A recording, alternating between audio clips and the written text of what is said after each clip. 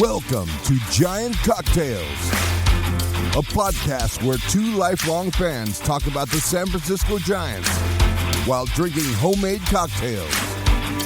Now, here are your hosts, Ben and Matthew Henry.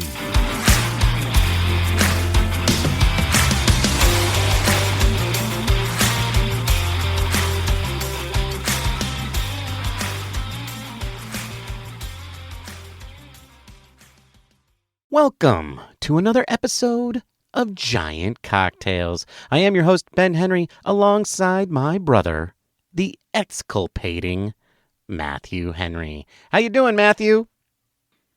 Not even going to pretend to know what exculpating means. No? I have no clue. Usually you're making fun of my optimism or something like that. So I feel like we're probably going down that road again. Yeah, go with that one. Yes. Yeah. This one, Matthew, is about how forgiving you are. And how tolerant you are of incompetence. I am forgiving. I don't know if I'm tolerant of incompetence. Yes, in the work world especially. But what about in your baseball team world? Do I have a choice? Well, no, you don't. I mean, you do. I could go root I could go root for some other team, right? That's true. That is exactly what you could do. Yeah. I mean, specifically, this word means that you're accusing somebody. You're trying to claim that the Giants are not guilty. And what I'm claiming they're guilty of is being slightly below average. What you would call homeostasis. Yes, I look at the record today and I feel like they're homeostatic again, aren't they? Yeah, you feel good. You're like, comfortable. 2 games under 500. Two games under 500, right where they should be. Yes. And I don't know if that's being comfortable with their incompetence, but rather not expecting more than what we're getting, if that makes sense. I'm not disappointed by reality because really this is what the kind of team that they are. Right. And so you've already moved on is what you're saying. You've gotten over all of the high points. You were really down in the first month. Well, there's 5 stages of grief, and I think I've moved into the acceptance phase for sure. Wow. That's very big of you. Not me. I'm still in the angry phase. Okay. I must say that I'm accepting until they start to play well again, and then I'm back into the optimism. Right. Okay. I was cautiously optimistic before the Angels series. I think if you go back to last episode, I said this much. But I think I had a caveat in there that maybe the Giants You did, because you were like, but the way us. these guys play this year, you never know. And that's just the way it is. You have to throw that caveat in there because otherwise Ben, I'll be, making trips to the ER like every week. Yeah. Right. Yeah. We wouldn't want that. No. Well, here's the thing, Matthew. When I see our team playing the Angels, I expect them to win and win convincingly, or if not, at least put up a good fight. And I would say for 2 of the games that the Giants played against the Angels, they were anything but that. They looked lethargic, pathetic, just absolutely disappointing. I think before they had that late rally on Friday night, that was a new low point for the season. The thing is, though, I don't know if that's true because there have been so many low points. So maybe that's just it was just the most recent low point was Friday night. But before we get into any of that, Matthew, the reason that I brought this up is because, they had those 2 awful games and then they had the one good game today on Sunday as we record this podcast. And so I have a question for you that's slightly related, Matthew. Hit it.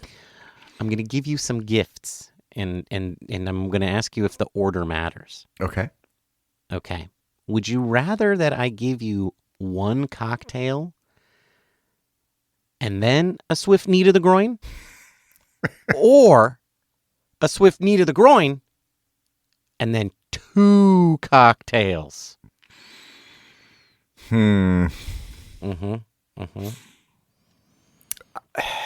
for some reason, I feel like 2 cocktails after a knee to the groin would be needed. Helpful. Helpful, exactly. But neither is a good scenario because I'm you're still getting a knee to the groin. So you're definitely getting the knee to the groin. I don't know how to put that any other way. Like the knee to the groin is coming.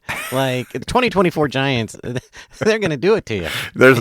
Yes. I fully expect the knee to the groin. Yeah, I'm going to go with 2 cocktails after the knee to the groin. Yeah, I feel like that's the because you're still getting 2 cocktails. And the other one, I only got cocktails. one. I only got 1 cocktail before the knee to the groin. Exactly. And it's like I much rather the Giants play one horrible, awful game that makes me think this team is never going to do anything this season, and then win the other 2 games in the series, than have 2 games like that and win the third game convincingly, as they did this past weekend. Well, it's also when the knee to the groin happens in comparison to the other 2 cocktails, because like I feel like this last series with the Angels, having the cocktail at the end, kind of makes you forget about the knee to the groin, on Friday and Saturday. So the recency bias kind of plays into it, because then you're thinking, well, they're not so bad because they destroyed the Angels today. That's right. So there's that, at least a little sanity mixed in where you're like, hey, they're not so bad. Look, they won today. Convincingly. Right. You know what, Matthew? I'd rather get no knees to the groin whatsoever. But I guess we already established that's not an option. No, not the 2024 Giants anyway. No, not indeed. Well, anyway, today is Sunday, June 16th, as we record this podcast. Father's Day. Woo! Happy Father's Day, Matthew. To you too, Ben. And to all the other fathers out there listening to the show. And to those of you who didn't call your father on Father's Day, I'm not judging you. I don't know what your life was like. I don't know if he deserved it. But if he did deserve it, you should at least send him a text today. At least. And you know what? A text is probably sufficient. Dads aren't like moms. You know what I mean? That's right. You know That's right. I mean? Yeah. Like a text the day after, totally fine. Just to let you know, guys, that a cocktail works in a coffee mug as well. That's Yeah. If you happen to get a coffee mug for Father's Day that says "World's Best Dad," you could definitely rock a whiskey sour or an old fashioned in that coffee mug. Just saying. That's right. So anyway, your San Francisco Giants went 3-3 this past week to bring their record to 35-37 after they went 2-1 against the Houston Astros, arguably a better team than the Los Angeles Angels, who they then went 1-2 against. Where does that put them in the major league standings? Well, pretty much where they've been for the last few weeks. They are currently they are now tied for 3rd place in the National League West with the Arizona D-Bags and a half a game behind the San Diego Padres. But in the wild card standings, they are currently, oh no, they are no longer in a wild card spot, Matthew. Homeostasis is no longer good enough. They have fallen back. They are just half a game out of the 3rd wild card spot, which is being held by the San Diego Padres. But the Washington Nationals are ahead of them, tied with the Padres. And then, of course, the Giants are tied with those very same D-bags and a number of other teams breathing down their neck from behind. But not out of it. No. Not by any means. We're in this, man. No. I mean, and as we've said, like, they could just maintain homeostasis all the way to the end of the season, accidentally win 5 out of 6 in the last week, and win the 2nd wild card spot. And I think right now that might actually be their plan, because it certainly looks like that's what they're literally trying to do. But what are we going to talk about today? We are going to talk about, well, the first thing we're going to do is we're going to talk about the Angels series. We don't always do that. We don't always dive deep into the series, but we really felt like the Angels series was a very good microcosm of the 2024 San Francisco Giants season. So we're going to dive into that. We're going to talk about the good, we're going to talk about the bad, and then we're going to talk about the ugly. And then after that, we're going to talk about a feel-good story, the highlight of Sunday, the Major League debut of one Spencer Bivens. And we're going to discuss, was that a highlight? Or was it just a bunch of a distraction from a slightly below average baseball team? I wonder how Carlos Correa is doing these days.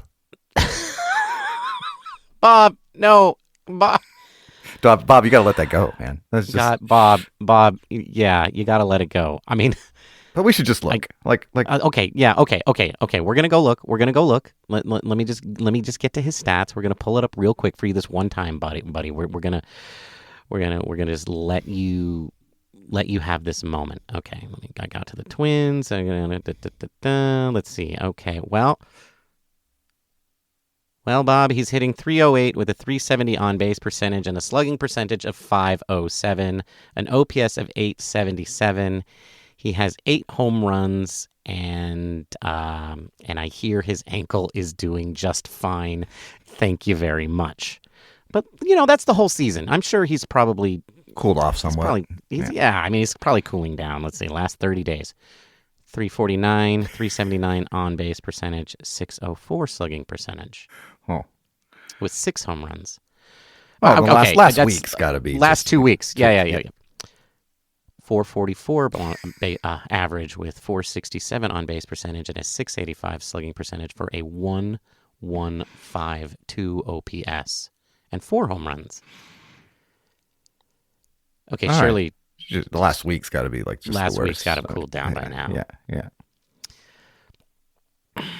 He's 17 for 31 with 3 home runs, a 548 average, a 576 on base percentage, and an 871 slugging percentage for an OPS of 1447. 1447. Like, I don't even know how to say that. How do you say that number? I don't even know. Thanks, Bob. Thanks, Bob. But that ankle, though, Ben. That ankle. Oh, yeah, that's true. That ankle, though. Look, in 10 years, that ankle, man. on his walk up the stairs to accept his Hall of Fame plaque, his ankle's going to give out. His ankle's going to go out, and then Farhan Zaidi's going to point at the screen and say, "See." Thanks, Bob. Thanks for letting us have that one little moment. All right, Matthew, hit us with the trivia question so we can all try to forget about the torture that Bob just put us through. Okay. Well, in honor of Father's Day, we all know that the Bonzes and the Alous have famous father-sons to play for the Giants. And we know that Mike Yastrzemski has a famous grandfather who played for the Red Sox. But one other forever Giant had a grandfather who played in the major leagues. Name that Giant.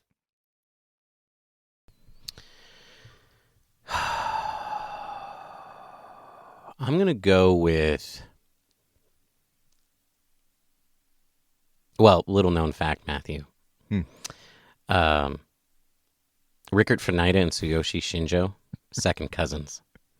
They both shared a grandfather who played in the major leagues. Tsuyoshi Fanida? That's No, it was actually Rickard Shinjo. It's Rickard Shinjo. I stand corrected. All right. Yeah. All right. Yeah. That's the answer. Rickard Shinjo. That's the answer. Yeah, it's Rickard Shinjo. All right. We'll find out. Tungsten arm Rickard Shinjo. Tungsten arm. That's right. We'll find out how wrong Ben is at the end of the episode. Isn't it time for the booze, boys? Yes, Bob. It's time for the booze. What are you drinking, Matthew? Well, Bob, I am drinking just a take on an old favorite. All right. So I'm presenting a gin old fashioned today. In my gin old fashioned has 2 ounces of gin. Now, a London Dry would work in this, but the more floral, the better. I'm using Young and Yonder's Hobbs gin, which is got 100 proof, so it's got a kick to it. I really like it.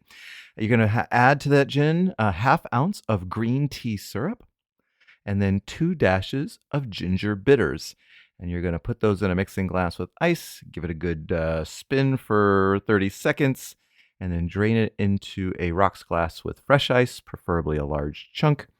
And then you're going to spritz a little lemon peel over the top and drop the lemon peel into the drink. And there you have it, a gin old fashioned. That's a tasty cocktail. What are you drinking, Ben? Well, thank you for asking, Bob. That's very kind of you. Bob, I need to get rid of my Sweet Vermouth. So I went out looking for simple recipes that allow me to do that, and I found something called a gin and it. And what does it have in it? Well, I got mine from Difford's Guide, so I just went with their recipe entirely, and it has 1 3/4 of an ounce of London dry gin, and then 3/4 of an ounce of sweet vermouth, and 1 dash of orange bitters. You combine all 3 of those ingredients into a mixing glass with ice. You stir that to your desired dilution, and then you strain that into a Nick and Nora glass. And you know what? It's actually way better than I thought it was going to be. It really creates this sort of flavor that is reminiscent. It's like one of those flavors that's reminiscent of something, but you can't quite put your finger on it. And it's just a really kind of comforting flavor that is neither gin nor sweet vermouth, but something else entirely. And I'm enjoying it quite a bit. The gin and it. That's a tasty cocktail. It's surprisingly good. I'm surprised. That's a little drier than what you usually do, but you like it, huh? It is. You know, I mean, I guess that's the case with a lot of these sweet vermouth cocktails. You know, because they claim to be sweet because they got the sweet in the name. And so, yeah, they often be rather spirit forward. Yeah, those ones with sweet vermouth could be hit or miss. Kind of like our San Francisco Giants. Kind of like, yeah. So let's just say the Giants are like a cocktail with sweet vermouth. You know, sometimes you're going to like them, sometimes you're not. Sometimes you're not, but yeah. Yeah, and you know what? I think you go through this phase during your cocktail journey where you approach a certain liqueur or spirit that you're like, you really want to like, but you don't. And I feel like that's how the 2024 Giants are for me. I really want to like this team. I really want to like this roster. And then I go and watch what it does day to day. And some days I'm like, nope, don't like this at all. The Angels series was a perfect example of the 2024 Giants and how exciting and enticing they can be, but also mostly how disappointing and flat they can be. And so I thought what we could do is we could just go through the series and talk about that. And I don't know. I mean, where should we start? Should we start with the good stuff? We might as well, because there was some good stuff. There was a lot of good stuff. A lot of good. As we're writing down the good, the bad, and the ugly, it seemed like there was actually more good than bad and ugly, but the good didn't add up to wins. Right. So that in itself is probably very 2024. Agreed. But I think, you know, we got to start when we talk about the good. We got to talk about Elliot Ramos, and we keep waiting for him to cool off. And the guy just keeps slugging away. I mean, just in the last 7 games, 27 at bats, he's hitting .370 with a .400 on base and a .667 slugging for an OPS of 1.067. The guy has just continued to play really, really well, and almost to the point now where you're expecting it. Like it's been fun to watch Elliot Ramos, and I'm really looking forward to you attending his Hall of Fame ceremony. Well, let's not get ahead of ourselves. But, you know, what I most like about him, or what I find most remarkable about him, is, you know, they starting to show shots of him like pre-game, getting ready, and he is just an incredibly confident player. And he is the best player on the team right now. And I think has been overall for a good month, right? He has been the most consistent, solid performer day in and day out. And yes, there have been guys who've had flashy moments. There have been guys who've had, made good contributions.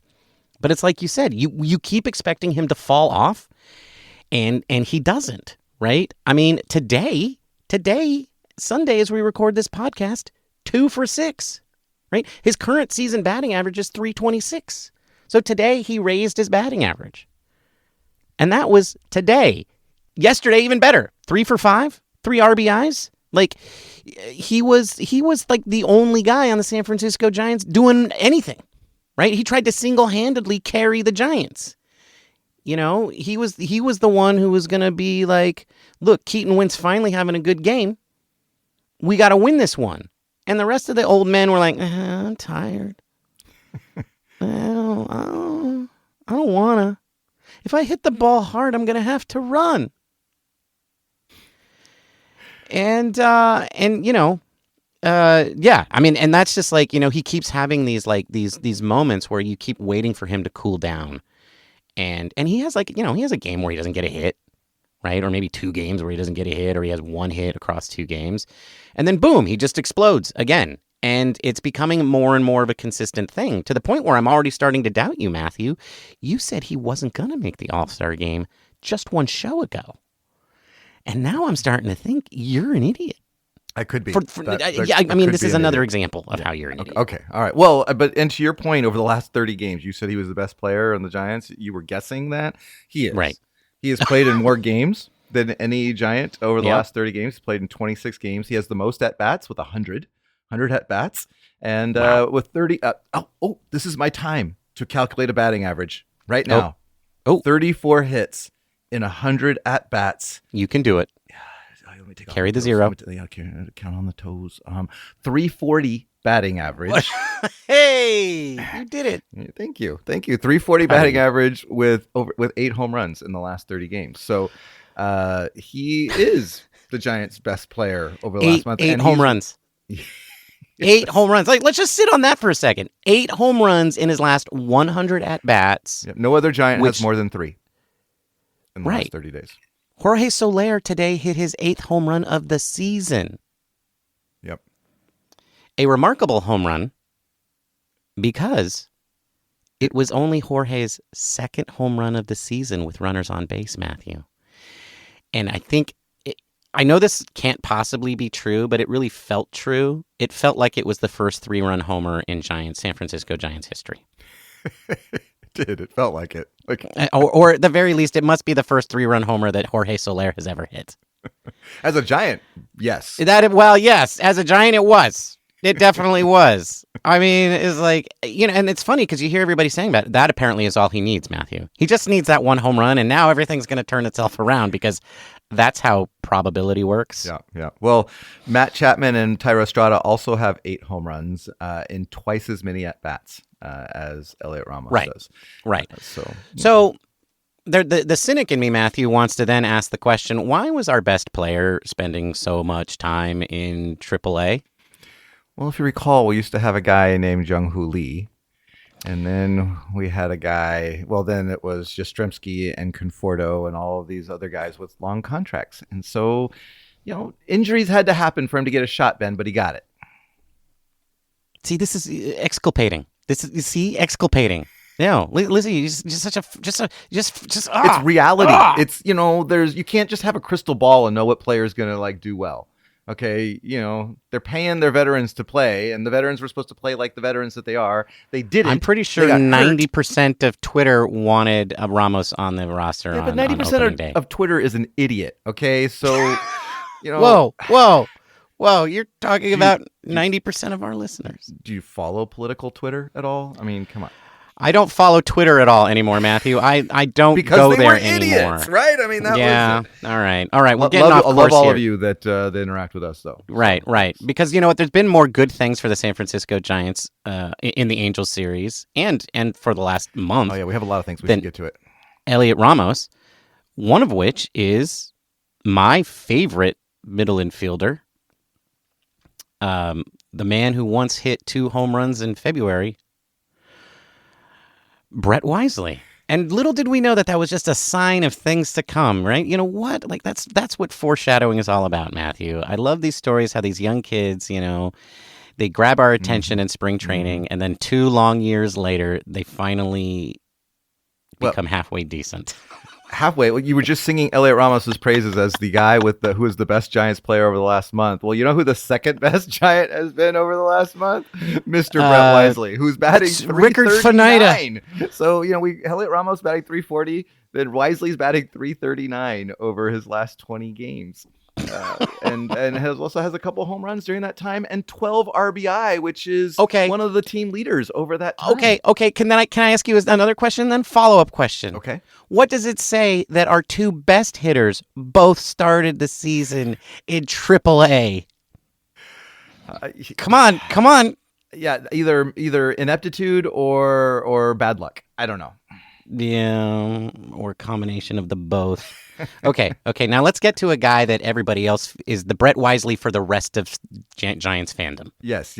Austin Slater, Yep. who since coming back, for the last 7 games is batting .409 with a 500 on base and a 545 slugging. So Austin Slater is now becoming the Austin Slater that we all thought that we've seen in the past. So enough of you Slater haters out there. He's doing I don't think when you said we all, no, Matthew, like nobody, they all hate him. Yeah.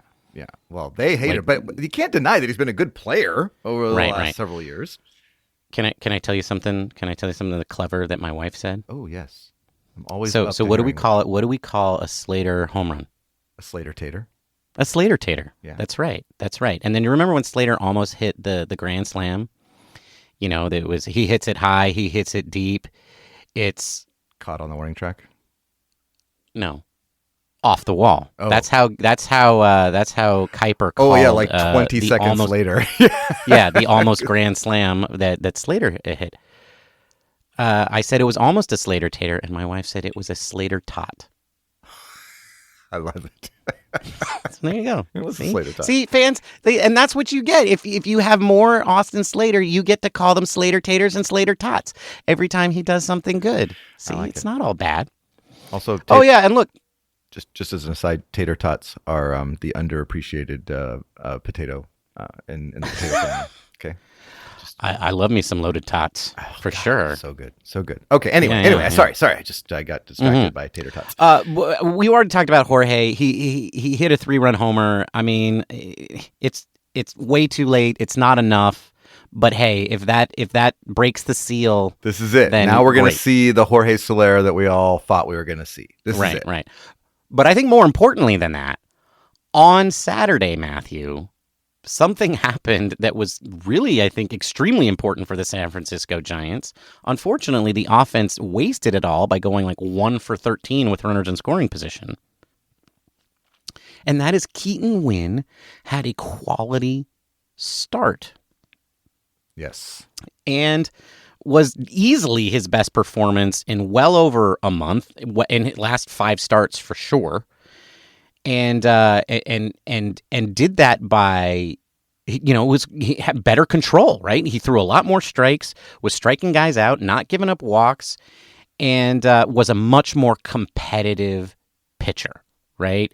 Which, especially given things that we're going to talk about in a little bit in the future, becomes much, much more important. So I think that was a really big sign, is something that was super positive. Absolutely. It's really, obviously with Harrison going down and all that, then, we need guys like Keaton Winn to step up. So that was a great one. One other thing that came out of this whole series was that Tyler Rogers set a major league record for most appearances to start a season without an unintentional walk, with 35 appearances. Tyler Rogers leads the major leagues in appearances and has only allowed 1 walk during those times, and that was an intentional walk. So he has not walked a batter intentionally since 2023, Ben, which is pretty amazing. That is pretty amazing. But, that also makes me annoyed. The way that you say that makes me think, do intentional walks get counted against pitchers now? They do. Still, that's considered a walk? Yeah, but they do as a separate stat. But yeah, it's a separate, so it's not counted as a walk? Good point. I don't know. I don't know the answer to that. Because it shouldn't be. No, it shouldn't. Like, they don't even throw any pitches for it anymore. Yeah. All right. Well, anyway, no, that's very, very cool. That's very cool. As a person who has always been on Tyler Rogers' side, I'm not surprised. Yeah. Are you surprised? A little bit. Yeah, a little bit. And I not to take away, he's been a great pitcher for us, and that took me a little time to warm up to him. But I am a little surprised because of how much control it must take to like be in the strike zone from his. You've got balls that come up and at him onto left-handers, and you've got balls that are kind of sailing away. It's just for him to be in the strike zone so much is testament to how hard he is to hit. Yeah. You know what I like about him, Matthew, is that he's a good example of the smarter brother, like me. Taylor is the more gifted, like physically gifted athlete. Yeah, like me. Yeah. Like you. Yeah. But Tyler, he's clearly the smarter brother, and therefore I think has now become the better brother. Yeah. All right. Yeah. Just like us. And there's a case to be made. We were talking about all-stars, that Tyler Rogers maybe could be an all-star candidate. Wow. At this point, Matthew, we're going to have Tyler Rogers. We're going to have Elliot Ramos. We're definitely going to have Logan Webb. There'll be 3 Giants all-stars. Yeah, 3 Giants in the all-star game. Yeah. Frankly, no, it's just going to be Logan. But he could make an argument. That's my point. That's true. All right. So there was the bad. So we gotten through the good. There was the bad. Yeah, this weekend. we got to talk about the bad. Yeah. First of all, there are too many Spencers on this team. Okay. I didn't even know that Spencer was a name prior to this season, and now we've had 2 of them on the Giants. So Spencer Howard struggled in another start this week, and so that wasn't good. No, I think, first of all, I want to talk about the name Spencer slightly because I was getting really confused because this does seem to be like a rare name for me. And as you and I were preparing for the show, I kept thinking, why am I keep calling this guy Spencer? It's no. And then I was like, because every time I thought about Bivens or Howard, I kept thinking, oh, wait, his name can't be Spencer because that's the other guy's name. Anyway, podcaster problems. Look, I do want to say Spencer Howard had some good outings. Yeah. Right? Yeah. He held his own. But having seen Spencer Bivens pitch today, and we're going to talk about Spencer a lot more later in the show, but I do have to agree with you. Like, I think there are too many Spencers, and I think the real Spencer has arrived. And I think, this whole thing that the Giants are doing with their starting rotation, where they only have 3 good starters and now I guess only 2 good starters, and pushing these guys. It's just too many low quality guys. Too many low quality guys getting the bulk of innings, and this is one of those areas that continues to trouble me. Because I just don't know how the Giants fix it, aside from having old men like Alex Cobb and Ray and Blake Snell come back. And I agree that not all of those guys are old men. But at the very least, Cobb is an old man. Snell is pitching like an old man. And Robbie Ray, first of all, he's just a fictitious character that everybody keeps talking about as far as I'm concerned. So they keep saying we got to wait till those guys come back, but it feels like they're never going to come back. And we got to deal with all these Spencer Howards and Dalton Jeffries and all of that. And while I don't think Spencer Howard is the long-term solution. I don't think anybody thinks that. No, I think it's just testament to how hard it is to put together a starting rotation in the major leagues. And, you could have as many prospects and guys that you think are good, but when they're out there on a major league mound, Spencer Howard, if you look at his record previously, his biggest issue has been the long ball and giving up lots of home runs. He didn't give up any home runs this week, but what he did do is walk a lot of batters. And so, when you're putting extra runners on base, it's just not a recipe for success. And he gave up, 4 runs in 2 1/3. So So it's just wasn't good enough when the Giants are struggling to score runs as it is. And so we need better out of our starting pitching because the offense just isn't capable of putting up that many runs. So Spencer Howard's got to go, and I'm happy for a knight in shining armor, the fictitious Robbie Ray or whatever, to come in and save the day because we certainly need it. Well, we do, but like, when is he coming? Yeah, well, because we need him now. I think it's going to be the end of the month at the earliest. I know it's going to be at least a couple weeks. So I think that maybe we go then. All right, the other issue, Ben, is Camilo. And so my question to you, especially when he comes into these games, he's had a lot of games, and I haven't looked up the number, but he's had a lot of games where he's come in without a situation. And when it's not a save situation, it doesn't look like he gives a shit. So my question to you, Ben, is does Camilo give a shit? Watch your mouth. You watch your dirty mouth. I know we're talking about your guy, but you don't come into like I'm singing praises about Brett Wisely, who's just this year's Blake Sable to you. Easy come, easy go, I guess. And you come in here and you talk about Camilo like, does he give a... Calm down, Ben. No, I think Camilo definitely gives I think Camilo cares. He cares a lot. I think he just doesn't show it. And that's kind of his deal. Yeah. That's Camilo's deal. He doesn't show it out on the field. And I think when he's doing well, everybody thinks that's great. But when he's not doing well, everybody thinks he's a guy who doesn't care, and he's just like Tranquilo Camilo is great when he's throwing strikes and winning. It's right. It's not and that's great typical closer stuff. Yeah. That's typical closer stuff, and that's typical baseball stuff, baseball fan stuff, right? That's what baseball fans always hate the closer whenever he doesn't, get 3 outs in a row. If he doesn't get out 3 outs in a row, everybody's like, oh, he does this all the time. He tortures us. It's like most pitchers don't get 3 outs in a row. Yeah. And closers are expected to be perfect. And so that's what you want. You want Camilo to be perfect. And I think that makes you mean. Yeah. But also, no, we've got Camilo problems. I think the biggest problem is he's issuing too many walks is the biggest thing. His control. That is his biggest problem. Right. And today's situation was they took him out because they want to be able to use him tomorrow if they need him. And so they didn't, there was no sense in having him finish that game. Right. Well, he threw 29 pitches, yeah. And they have a stretch coming up where they're going to play 4 games in a row without an off day. So that's unfortunate that they had to go to Walker for sure. But he was going out there because he hadn't been used much. And I wonder if that's part of the problem, right? He's had the Giants are just very rarely in a situation where they have a save opportunity. Yeah, and going so into extras, or they're way behind, or they're weirdly they're way ahead, which is strange. Right. Well, and it's because this offense is so ridiculously crazy. Like they go 4 games without scoring any runs, and then they score 13 in a game. Right. And so that means that Camilo doesn't pitch in any of those games. Because it's not a save situation. And so I think that's part of the problem.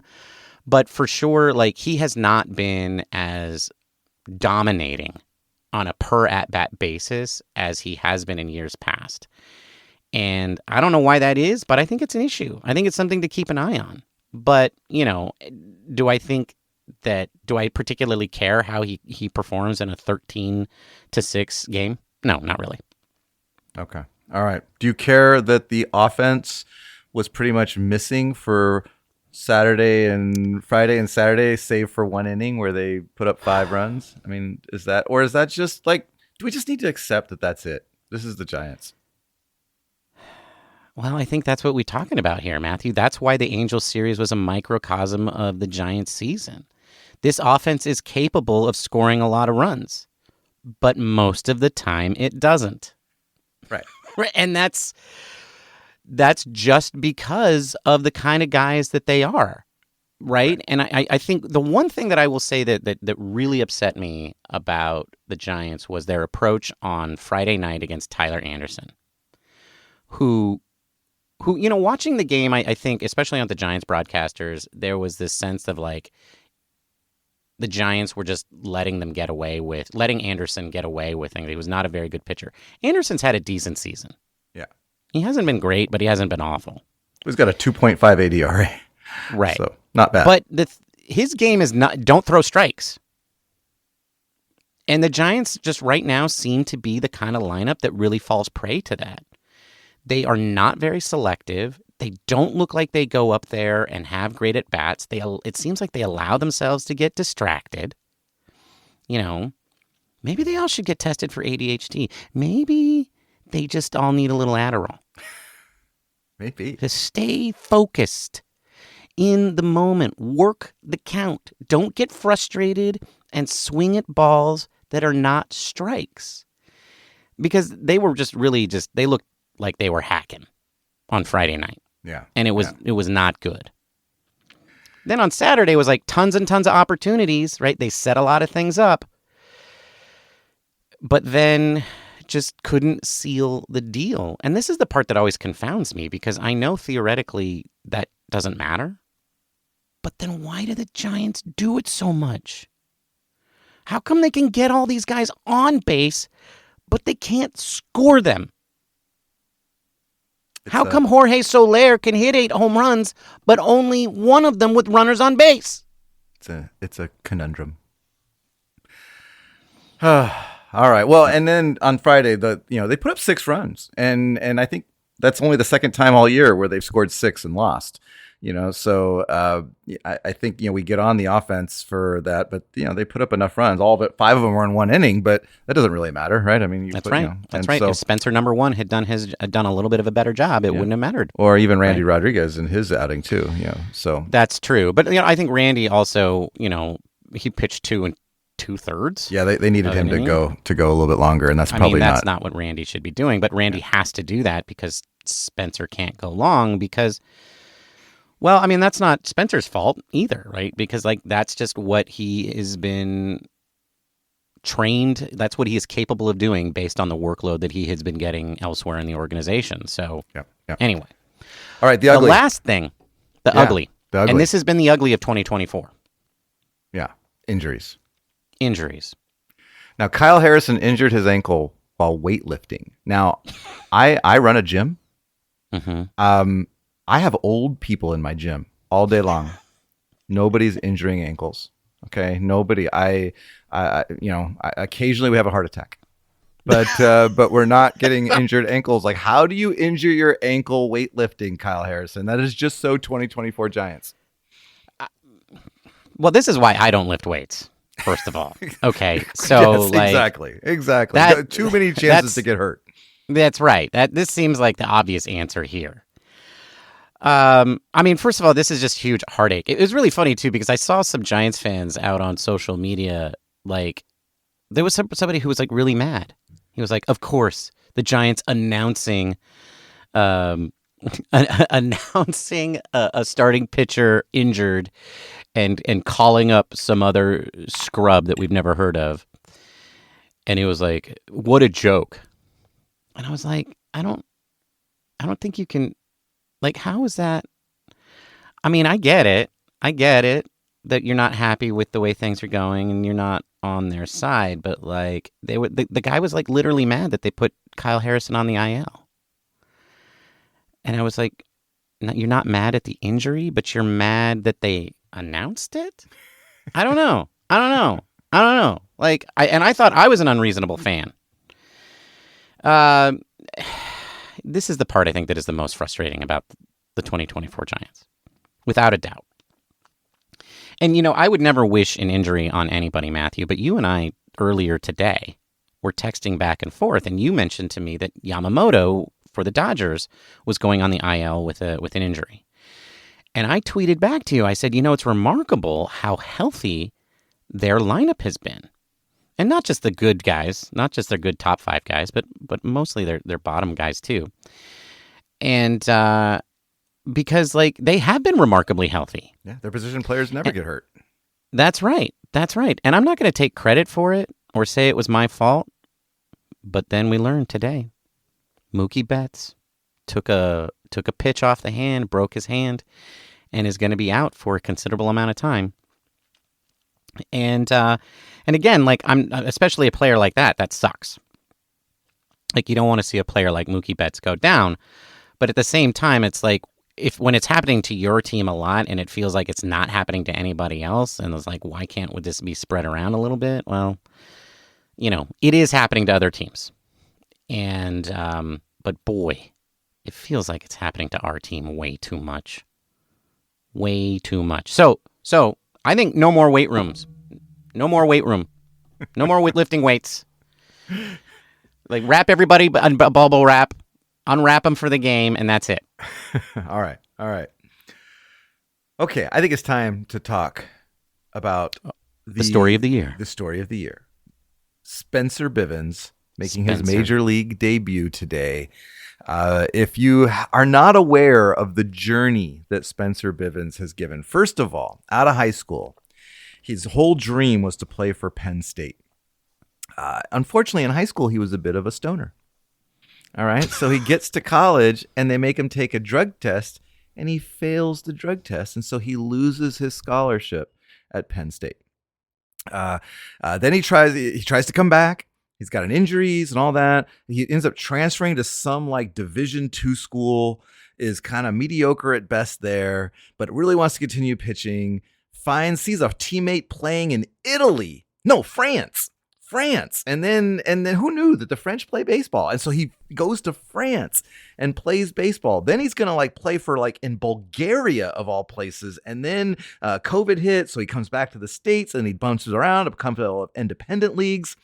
And then at one point he learns a new pitch and he puts on some weight, with one of those pitching guru like places. And all of a sudden he's hitting mid-90s and pitching nasty. The Giants find him, sign him, and within like a year he goes from A ball to AAA, and now all of a sudden he's in the majors. I mean, what a story and what a journey that this guy has at 29 years old, making his major league debut. He's 10 days shy of his 30th birthday or something like that. Like, this just doesn't happen. I mean, guys like him are usually now like coaching Little League or, something at this point. And so, it's great that to see Spencer Bivens getting his shot. Ben. It was a great story. Matthew is getting optimistic again. That's right, Bob. I'm getting optimistic. Okay, right, because this is a great thing. This is a feel-good story, Ben. They're gonna make a movie out of this. Yeah, this is Dalton Jeffries 2.0. Oh, whatever. Right. Like, we had this conversation when Dalton Jeffries was come up, and everybody was like, oh, what a great story, what a great story. And what did I say then, Matthew? It's only a great story if you make it to the majors and then you do well, okay? And look, I'm not saying it's not a good life story. I'm not saying that this isn't a story that, like, writers shouldn't go out there and write, and then I casually read it as one of the 17 baseball stories that I read that day, okay?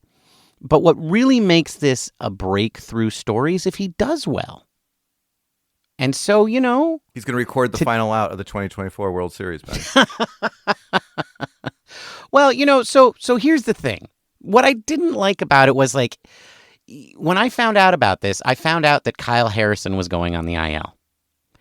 And then I go out and I see all of these people talking about what a great story this guy is and how it's so cool. And I texted you and I said, is that where we are now?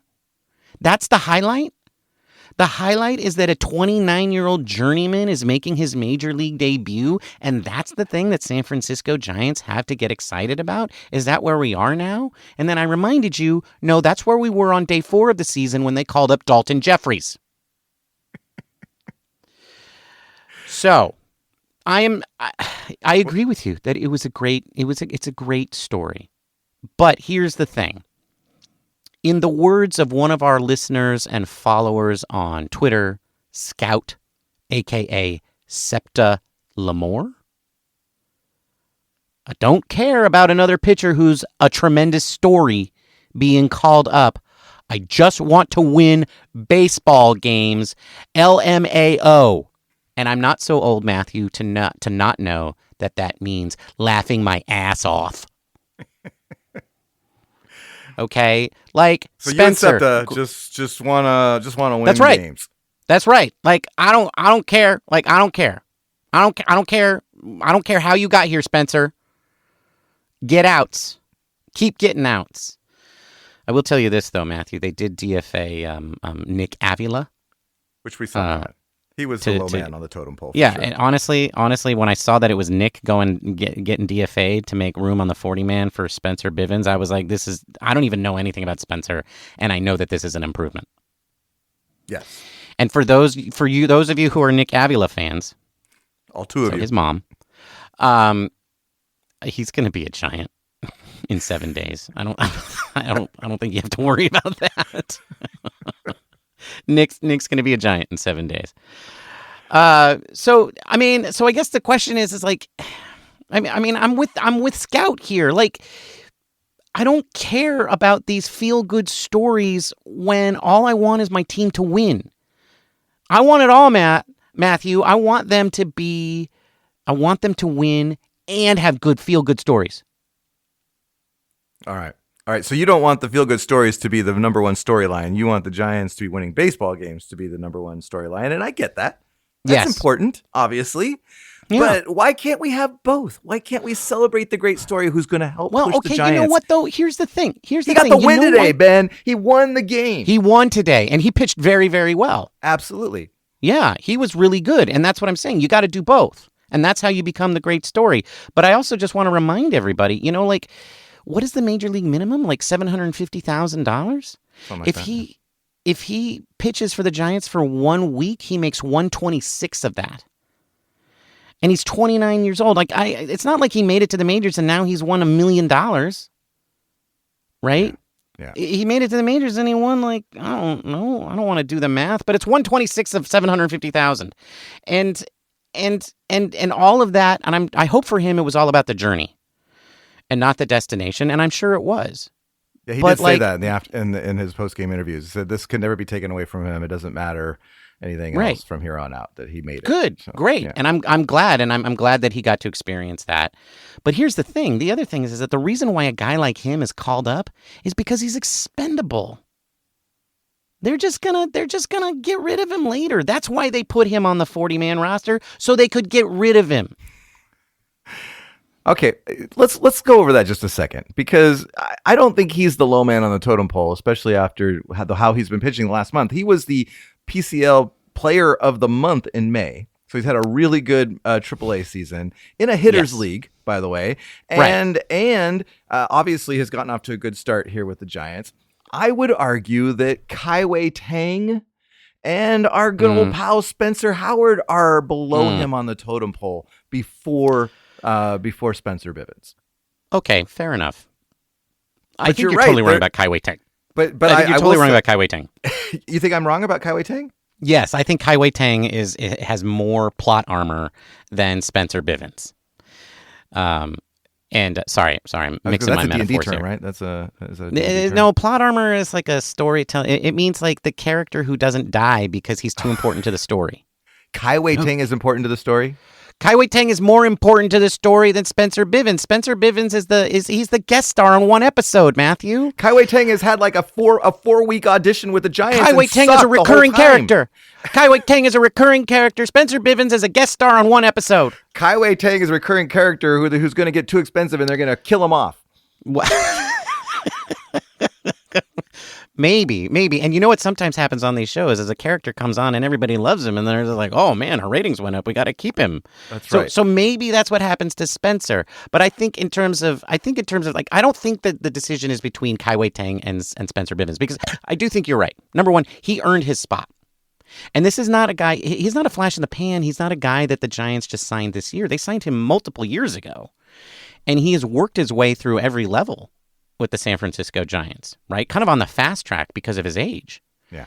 But somebody that they really believe in, they invited him to Major League Camp out of spring training, and then he pitched his way onto the 40-man roster this year, right? Like, he kind of did the Elliot Ramos, which is like they couldn't ignore him anymore. Right. And if he keeps doing that, and he performs well in a role where he's needed, right? Like Nick Avila didn't, then I think he can stick around. And I don't really think it's between him and Kai Wei Teng. I think you're right. I think it's between him and somebody more like Spencer Howard. And I know that Trent Brooks? Trenton Brooks is not a pitcher, but, I think that's another guy who's kind of lower on the totem pole on the 40-man roster. Yeah, because there are 3 pitchers right now on the 60-day IL that will need to be added back to the 40-man when they come on, right? I mean, Tristan Beck, Alex Cobb, and Robbie Ray. And so, that does, you start looking at where are the names. And so Spencer Bivens is kind of down there, but I would argue that, you've got it, like to your point, Trenton Brooks, as well as a couple of other pitchers that are on the 40-man that could be let go ahead of time. However, I don't know. It's going to be interesting to see how they do all that out, because now there's some guys in the bullpen that maybe you at once were untouchable, but now maybe not, right? And so I don't know. Like I think like our friend Spencer Howard, but I think also you start looking at guys like, I don't even know. Who would you look at? I can't even identify anyone that's a major casualty. I don't think. Well, this is what I'm saying. Like, I don't think there's too many people that somebody like Bivens could get ahead of. On the Giants, right? Like.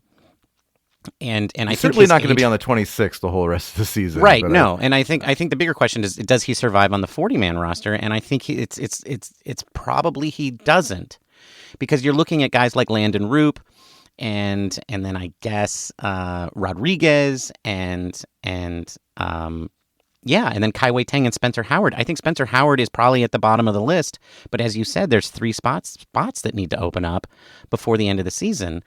And, other guys will get hurt, and so maybe that'll save some of these guys. I will say this, though. I think the way that Spencer Bivens has pitched, there's no way he gets through waivers if he's DFA'd. Correct. Right? Unlike, I'm pretty confident that Nick Avila is going to get outrighted after he clears waivers, because nobody's going to pick him up. Yeah. But I don't think that's true for Bivens. I think because of his track record and where he's gotten himself to, and then the way he pitched today, man, I mean, it looks like he can pinpoint a pitch that looks like it. I mean, it doesn't look like, I don't know how he knows where it's going, because it certainly doesn't look like anybody else knows where it's going, including Patrick Bailey. Patrick Bailey, one of the best catchers in baseball, is having a hard time with it. Couldn't catch like 2 of his first 5 pitches. On an at-bat where he struck a guy out on like 4 pitches. Yeah. And so he's also doesn't walk very many guys. So he throws a lot of strikes, but they're all around the edge. So I think if Bivens does get DFA'd, he's not going to be a Giant, because somebody's going to pick him up. Absolutely. Okay. All right. Well, I think that's we'll see how the Spencer Bivens saga plays out, but it is a great story, and I hope that it will be a great story if he pitches well. All right. It will be. It has the possibility to be. All right, you and Scout. We'll just keep that in the back burner. Okay, time for our trivia question answer, Ben. The question was, in honor of Father's Day, we all know that the Bonds and Alous have famous father-sons, as well as Mike Yastrzemski had a famous grandfather who played for the Red Sox. But one other forever Giant had a grandfather who played in the major leagues. Name him. It is none other than our very own third base coach, Matt Williams, who had a grandfather named Bert Griffith, who played for the Brooklyn Robins for 2 seasons in 1922 and 23, and a handful of games for the Washington Nationals in 1924, which is ironic because Matt Williams was the manager of the Washington Nationals, via Montreal, a long time ago. Yeah. And Bert Griffith was a lifetime .299 hitter. Wow. Yeah. Wow. Is that Bert Tungsten Arm Griffith? Yes, Bert Tungsten Arm Griffith. Yeah. Mm-hmm. Actually, I think it was Bert Tungsten Butt Griffith, because he was a bench player and pinch hitter. He's a .299 bench player. His baseball reference lists him as an outfielder and a pinch hitter. I see. All right. Well, coming up next, Ben, we got the Cubs going out to Chicago to play in the friendly confines of Wrigley Field. The Cubs, though, are 34-38, last place in the National League Central, and are not playing well as of late. They're 3-7 in their last 10 games. So the Giants, maybe. No, don't. I'm not going to say it. Don't. Giants have their hands full. That's what I'm going to say. There you go. Like every day, the Giants will be battling themselves and also another baseball team. Who will win out? Nobody knows. Nobody knows. All right, folks. Well, thanks. That's going to be it for this episode. Don't forget to follow us on the socials at Giant Cocktails on Twitter, Instagram, and Threads, as well as Mastodon.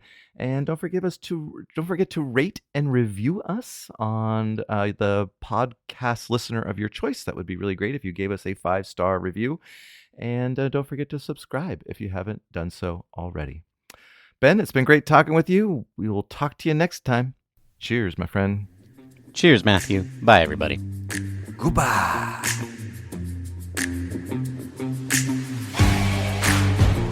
Thank you for listening to the Giant Cocktails Podcast.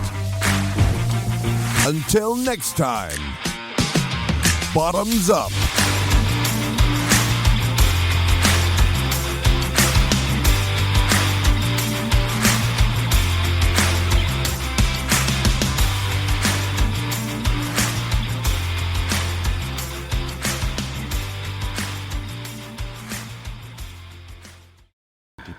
Deep breaths. Just inhale and exhale. It's like watching the Giants. Take a deep breath. Take a deep breath. Close your eyes, plug your ears. In through the nose and out through the mouth. And then just squint. Ignore all the negative energy that comes out of the game.